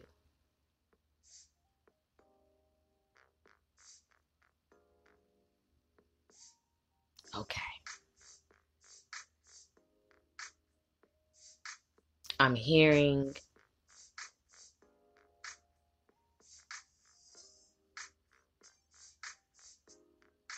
worry. Somebody is worried. And you're worried because of your enemies. You feel like they have the upper hand. You feel like they're winning. You feel like there's no way out for you this time. You feel like they have you cornered. Some of you are saying, what are they going to do now? You still trying to recover from the past attack, which was 5 minutes ago. And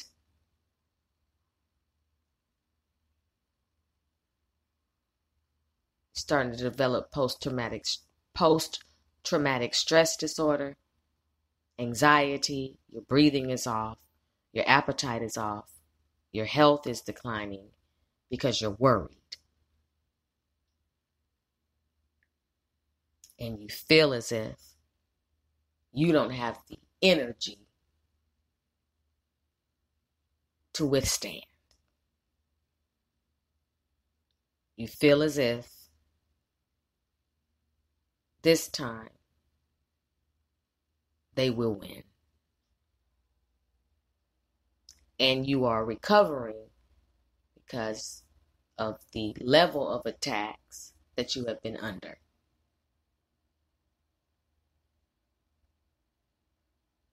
Some of them have shocked you because of who they came from.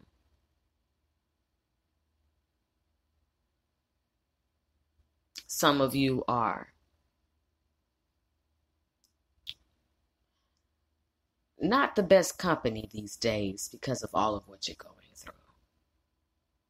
You really don't want to be bothered with anybody.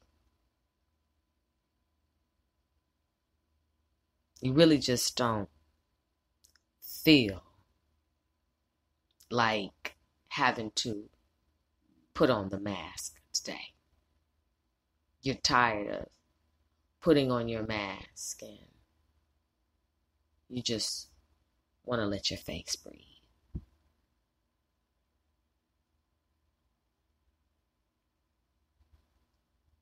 You don't want to smile today. You don't want to say, yeah, I'm good. How you doing? You don't feel like doing that. You don't feel like being phony. You feel like sitting in the moment and letting it take over you.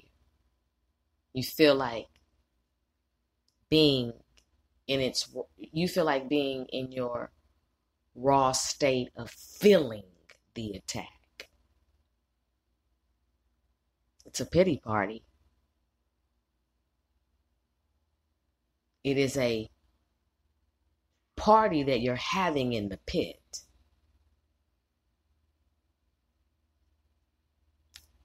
And in this pity party, you're saying things that are not working for your good because the power of death and life are in your tongue and you're speaking death when you're supposed to be speaking life.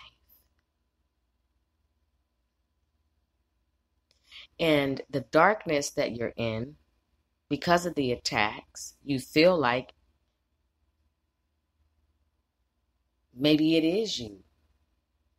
Maybe what they said about you is true, which could be further from the truth. What you're experiencing in your worry is you have allowed yourself to believe what you see.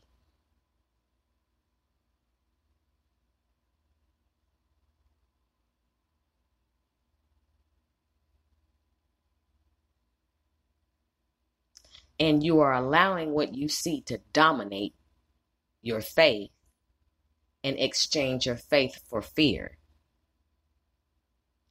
You know who your enemies are. Some of them you know and some of them you don't. You know who is giving you demonic energy, but you don't feel like fighting. You don't feel like being resilient is what I'm picking up. You're tired. You want to know, when will it end? When does it stop?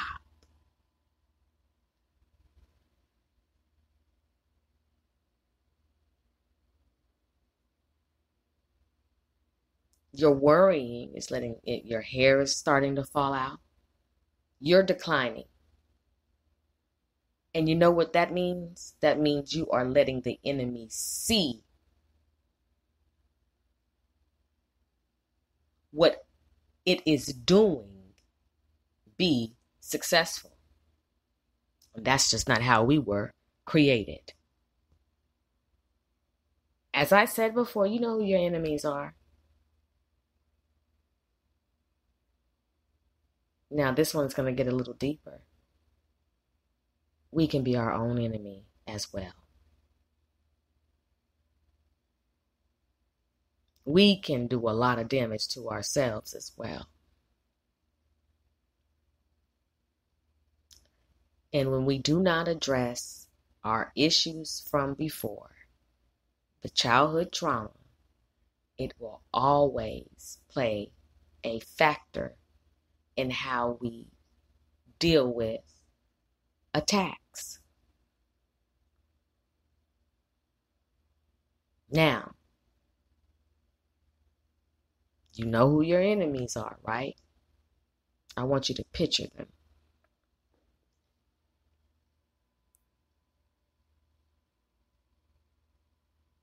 Now I want you to picture them on the ground.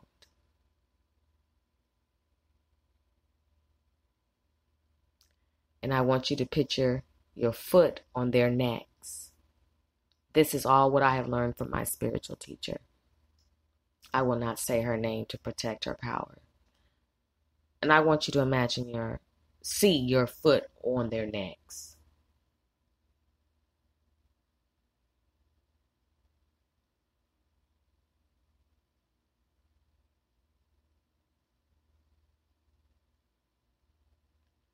And I want you to keep your foot on their necks. You hear me? Let's get it. Let's go. Let me explain something to y'all. Let's get into it.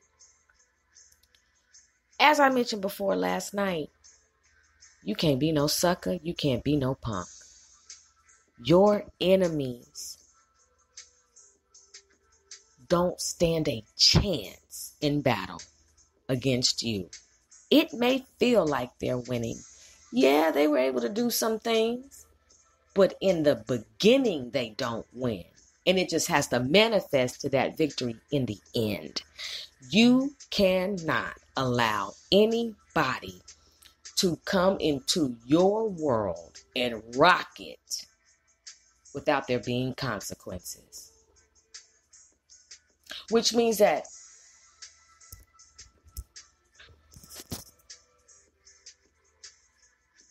as I said before,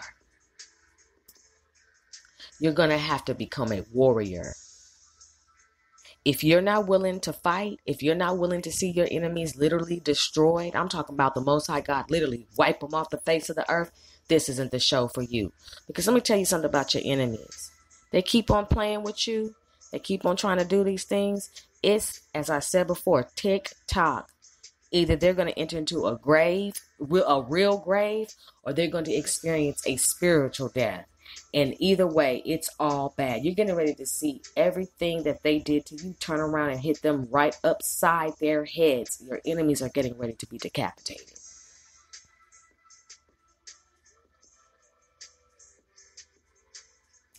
Because you're getting ready to walk away. You're getting ready to change everything about you. It starts with you too, soldier, warrior.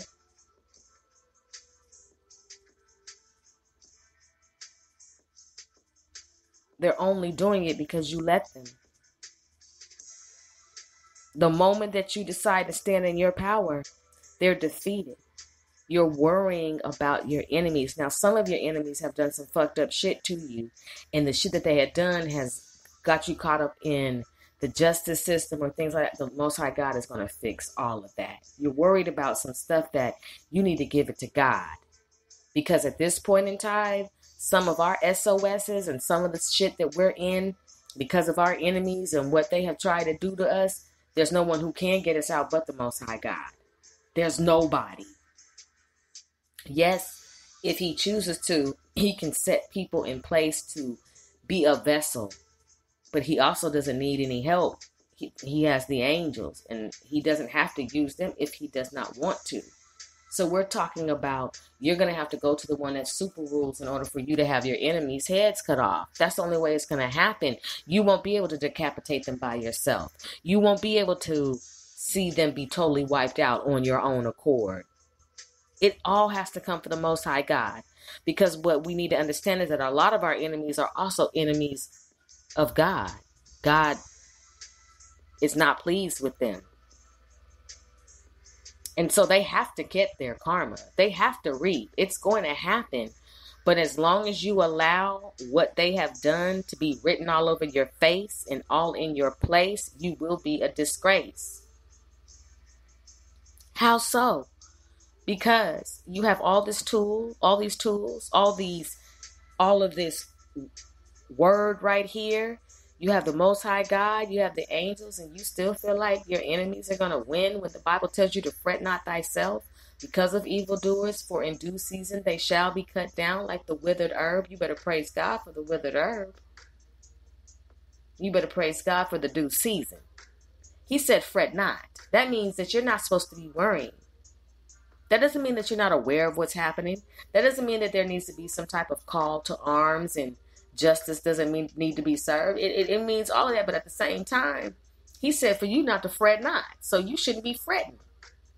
Now let me explain something else to you. There's levels of enemies. I'm speaking to the light workers, the chosen ones, the ones who've been set apart, the children of the Most High God, the ones from the 12 tribes of Israel. I am Israel. I am not talking about anything where you are out here in these streets terrorizing, shooting, murdering, thugging, just being a complete low vibrating person, and you got enemies because of the shit that you do. This ain't the speech for you. I hope you do change, but I ain't talking about those type of enemies where it's because you with the shit too. I'm talking about the ones who get picked on. The ones who didn't do anything, and next thing you know, here comes about 5 attacks. I'm speaking about the ones who have been going through it all their lives. But they seek peace. They seek to come out of the chaos. And they seek to have their enemies destroyed. There's nothing wrong with wanting your enemies to be destroyed. Know that. It's biblical. There's nothing wrong with wanting to see your enemies be smited. There's nothing wrong with wanting to see justice served when you have been going through some of the worst situations at the hand of family, friend, or foe.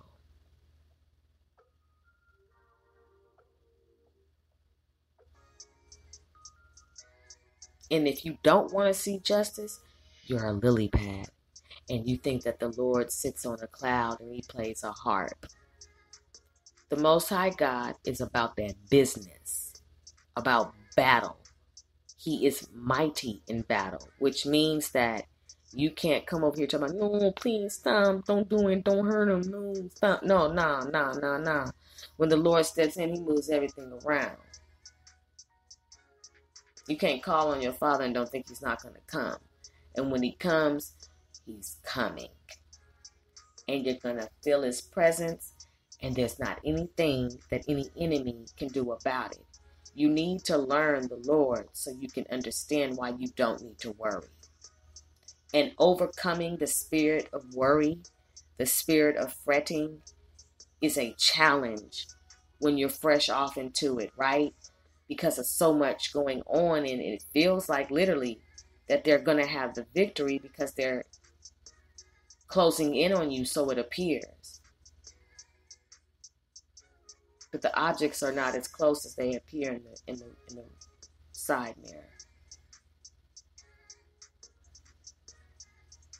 So at this point in the game, if you're thinking that the Lord is not about that battle and that he won't destroy your enemies and literally wipe them off the face of the earth, you're in trouble. I'm glad he's like that. I'm glad that he is balanced in his energy.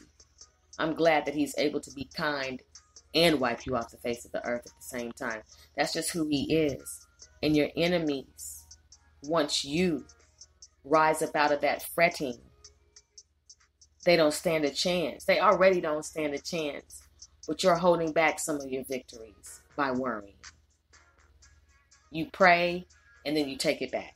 You pray and then you take it back. you're not leaving it at the altar like you're supposed to do. You're supposed to leave your burdens there, not take them with you. So if you are carrying a purse or backpack, a messenger bag, a plastic bag, a Ziploc bag with your burdens to the altar, and then you take all your burdens out of your bag and you put them on the altar and you pray about it, and then you take up those items and put them back in the bag, then you haven't even prayed. You've just been talking. Tell me when you're ready to pray, and I'll tell you when God is ready to do it. He's going to do it in his own time. Your enemies don't stand a chance.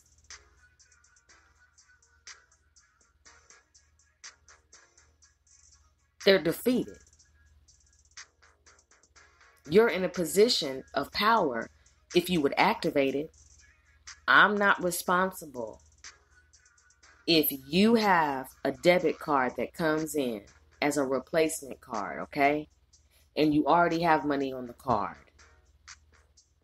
If you don't activate the new card, that's not anybody's fault but your own that you don't have access to your money. Liken that to your power. You have not activated your power. You haven't activated what you need to do in order for you to tap into your power. So you're powerless. That's why when you get ready to go out, you have no spending power and you're not able to access what you need in order to maintain because you never activated your power. I don't want to be too powerful. I just want to be on a scale of 2 to 10. I want to be around a 1.5. I ain't trying to give him no boom. I just want to give him a little ping. We don't do pings in spiritual warfare. You will die. You will die if you're trying to give the devil a ping. These demons are real, and they work through your enemies. And if you're trying to ping them to death, just forget about it. You got to come in there with that machete and cut their heads off and say no weapon formed against me shall prosper. You have to say things that will affirm your stance as a warrior. Now, as I close, feel me on this. They're not going to like the change in you, but who cares? They're not going to like the fact that you're no longer letting them punk you. As I mentioned last night, they're not going to be cool with the fact that you are responding immediately to their fuckery. They're not going to like it. They're going to be downright pissed about it. They'll even try to challenge you in your new power to see if you can actually hold yourself on the throne.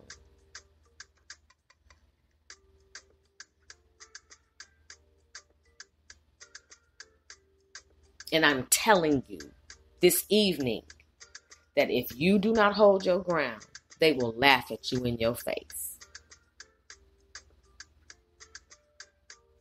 Be prepared for them to talk, smear, try to get other people in on their side. Everybody say that you acting funny. That'd be a damn lie. Everybody can say that's you and Lakeisha and them 4 of y'all. That ain't everybody. That's 4 of y'all. 4 Hoggathas from the Smurfs that said that. Out of all how many millions of people, please, you can get out of here with all that. Stop letting people tell you that everybody said something. Everybody didn't say shit. That'd be a damn lie. That's just a way to triangulate and to make you appear crazy and to make it seem like who you are or what you got going. If this is a righteous thing we're talking about, ain't legit because other people say opposite. They lying. Everybody didn't say shit.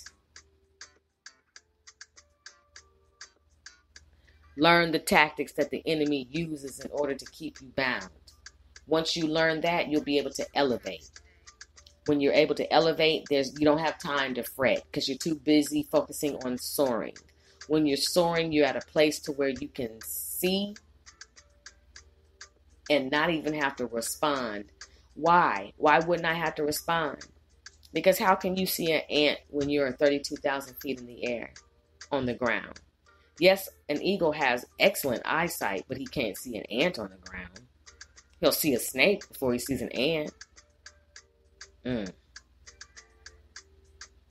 That means that you're going to be so far up, you're not even going to be worried about these people. Your enemies are your footstool. Your enemies are getting ready to have to sit down and watch you eat in front of them. Watch you be anointed. Watch your cup run over. Watch you be divinely protected. And they're about to sit there and watch how everything that they tried to do to you and how they tried to stop you and block you, that they really weren't able to do so. And that's how it gets handled.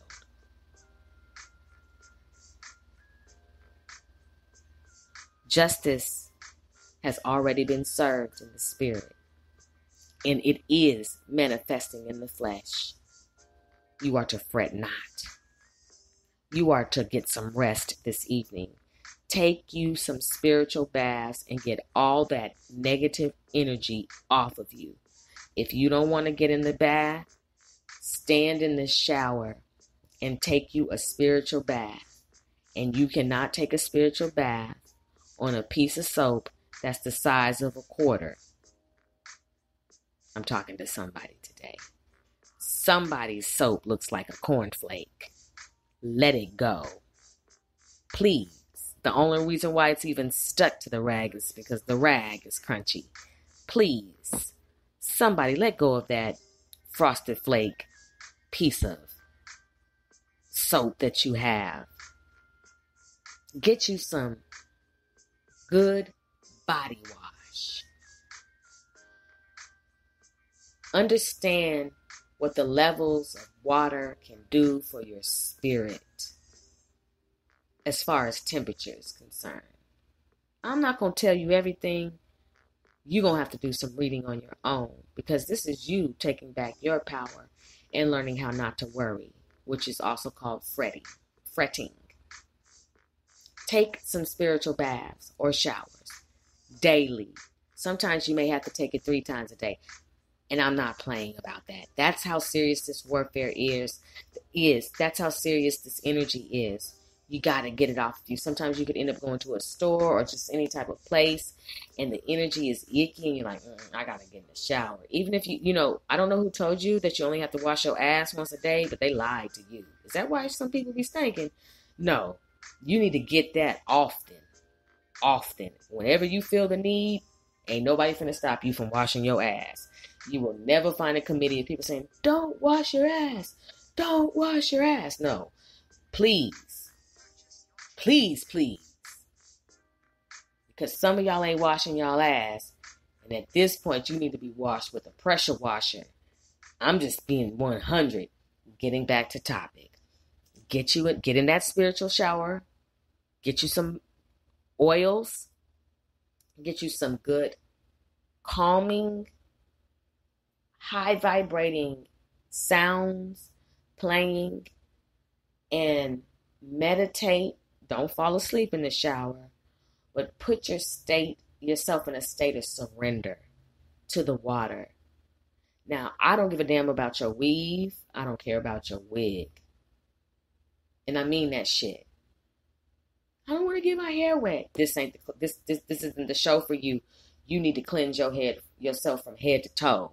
That means that you need to get your hair wet. You cannot do this without cleansing your whole body.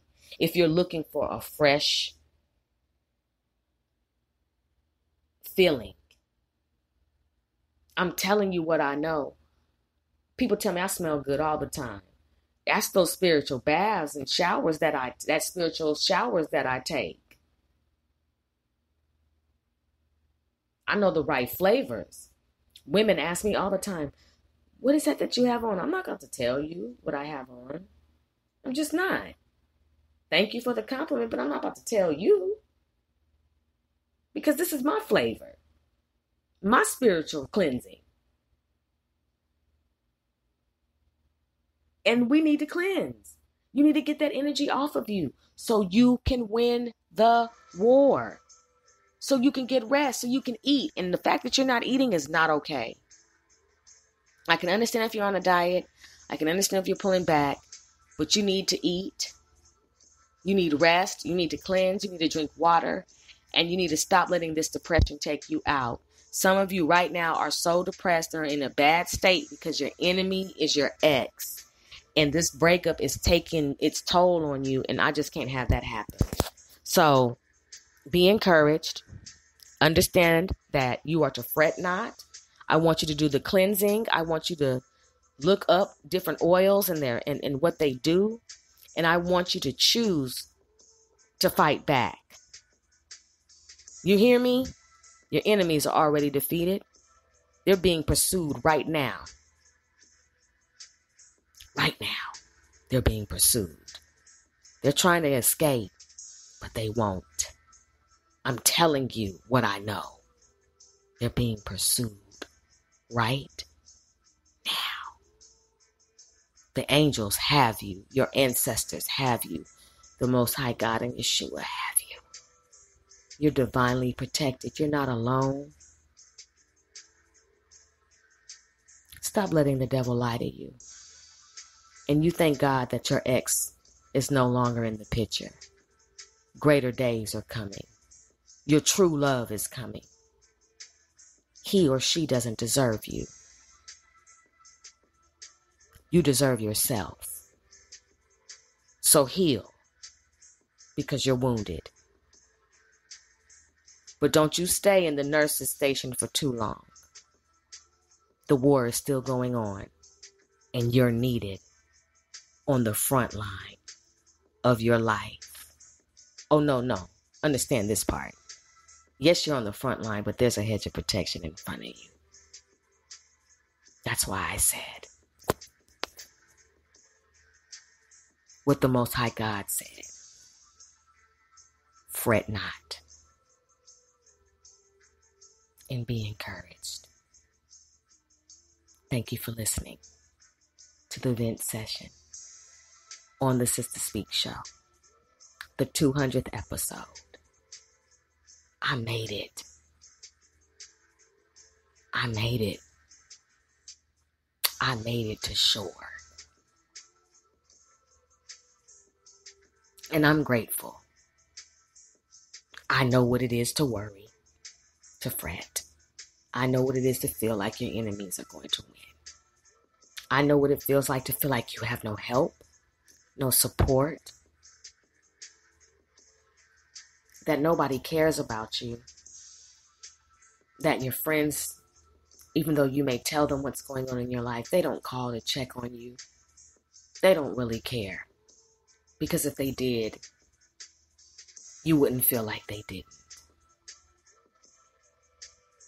But sometimes the Most High God allows us to go into hermit mode and to be separated from everything that appeared to be familiar so we can learn to love ourselves, and we can learn that the people who we have attracted in our lifetime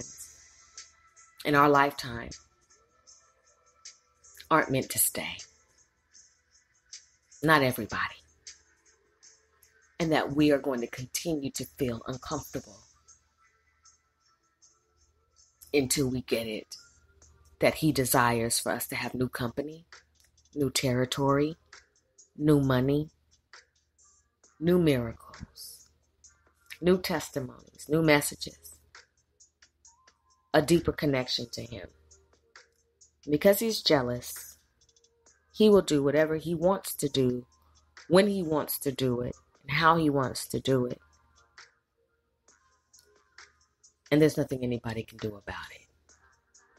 And I ran across a scripture that changed my life. All scriptures change your life.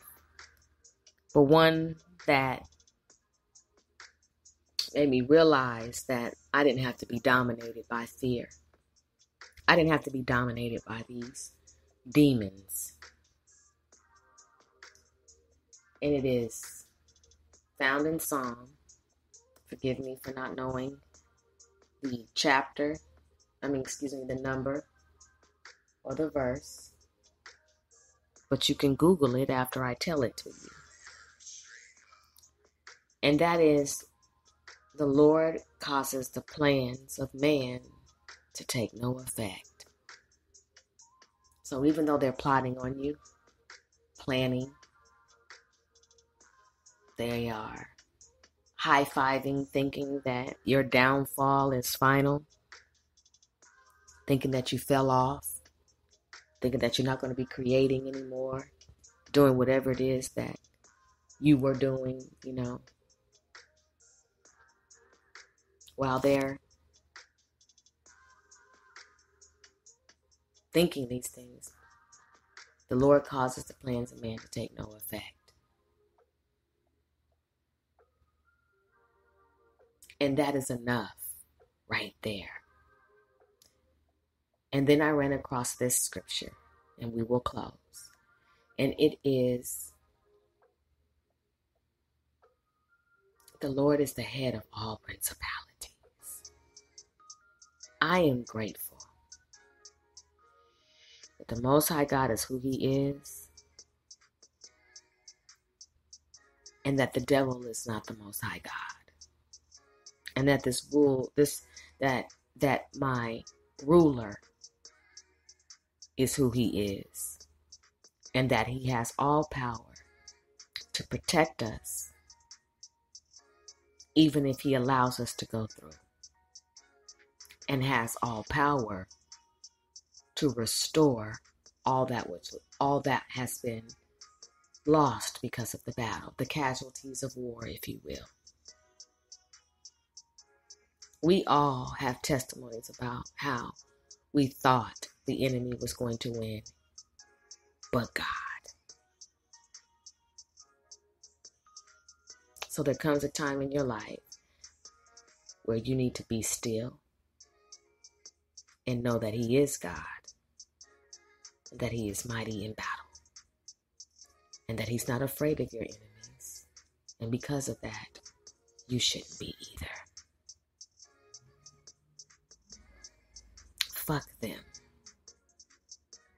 Okay? They don't stand a chance.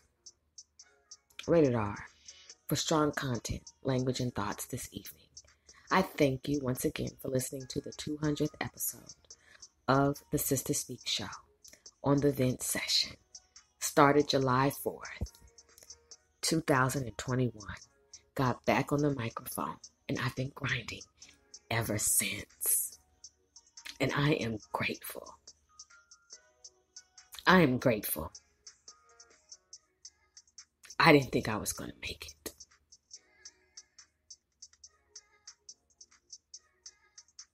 My faith was low for a minute. I lost all desire because of the battle. And what I appreciate in my 10th time of closing is that when I got back on the microphone, you all were still there. And I thank you for still being there and waiting for me to get back on the microphone. It really means a lot to me that you all would still download my episodes. I don't take that lightly. I really thank you. It means a lot to me because the enemy would like for me to believe that nobody listens to my show. And I know that's a lie. I see the data. And I have pumped out 20 episodes as of today. And they are for you. And they are for me. Thank you. I thank you so much for being one of the best listening audiences a podcaster could have. May overflow be permanent in your lives, is my prayer for my listening audience. May you overcome your childhood trauma. May you enter into a season of being a warrior forever. And may you look back on every battle and know that there is a God. I thank you so much. I love you all. Peace and blessings to you.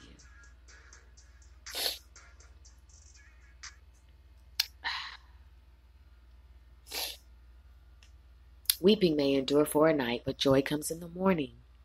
Yea, though I walk through the valley of the shadow of death, I will fear no evil, for thou art with me. Thy rod and thy staff, they comfort me. You prepare a table before me in the presence of my enemies. You anoint my head with oil. My cup runneth over. I thank you. The Lord is my rock, my fortress, and my deliverer, my God, my rock in whom I take refuge, my shield and the horn of my salvation, my stronghold. I return to sender all negative energy, all spell work, all voodoo, all hexes. And I reverse that unto the sender. And I mirror it unto the sender, and may it have adverse effect in your bosom immediately. I am divinely protected, and so is my listening audience.